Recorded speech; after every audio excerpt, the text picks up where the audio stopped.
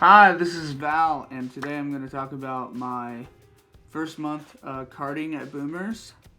I know it's a low budget kart setup. It's a low power, a low output engine on these karts. I mean, there isn't much power, so that's the first thing I noticed, which makes it pretty hard for an overtake, since the kart in front of you could be taking a really bad line.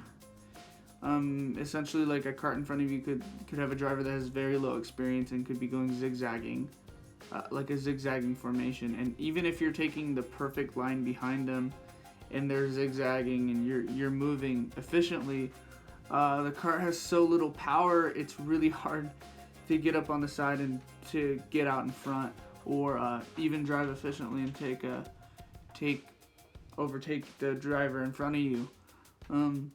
So basically, I figured out that while they're on the corner, the best thing you can do is take an outside line, drive perfectly, and hope that when you squeeze into your next corner, you're on that inside line and you can kind of push your way. Maybe not make contact with the other cart, but basically that's all you got.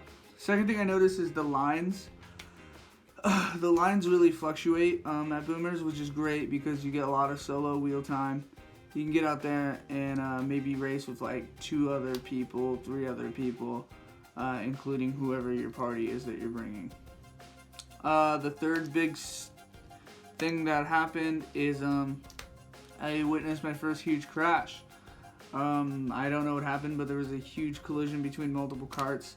We had like 2 carts that were like, I don't even know, there was one sideways and there was one that was just decommissioned basically, and you had this little gap that you had to like squeeze in between, and so that was kind of cool. That was kind of like Fast and the Furious. Another thing that bothered me is this kid just hit me for no reason. I'm pretty sure that's just how it works out there. There's no rules. I mean, there is rules, but they can only enforce so much. I was essentially parked at a red light, and kid just like came up behind me, just slammed me for no reason. What a jerk.